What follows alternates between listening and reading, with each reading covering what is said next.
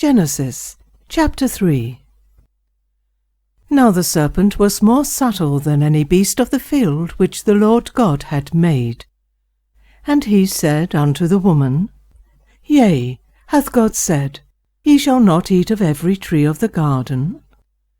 And the woman said unto the serpent, We may eat of the fruit of the trees of the garden, but of the fruit of the tree which is in the midst of the garden, God hath said, Ye shall not eat of it, neither shall ye touch it, lest ye die. And the serpent said unto the woman, Ye shall not surely die. For God doth know that in the day that ye eat thereof, then your eyes shall be opened, and ye shall be as gods, knowing good and evil. And when the woman saw that the tree was good for food, and that it was pleasant to the eyes, and a tree to be desired to make one wise, she took of the fruit thereof, and did eat, and gave also unto her husband with her, and he did eat. And the eyes of them both were opened, and they knew that they were naked. And they sewed fig leaves together, and made themselves aprons. And they heard the voice of the Lord God walking in the garden in the cool of the day.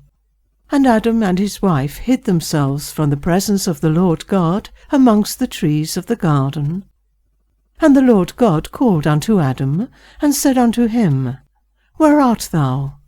And he said, I heard thy voice in the garden, and I was afraid, because I was naked, and I hid myself. And he said, Who told thee that thou wast naked?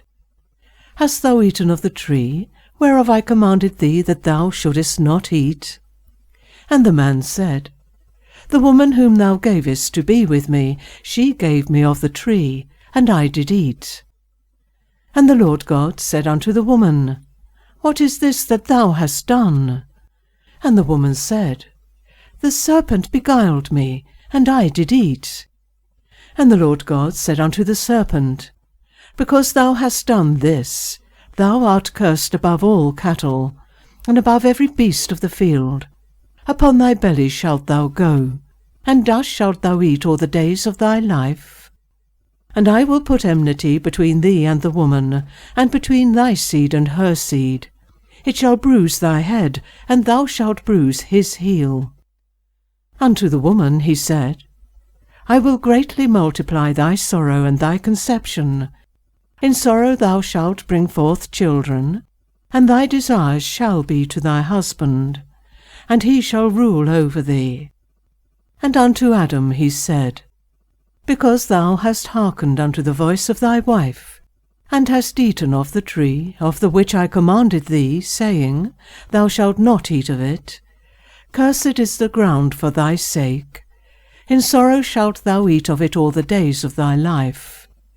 Thorns also and thistles shall it bring forth to thee, and thou shalt eat the herb of the field.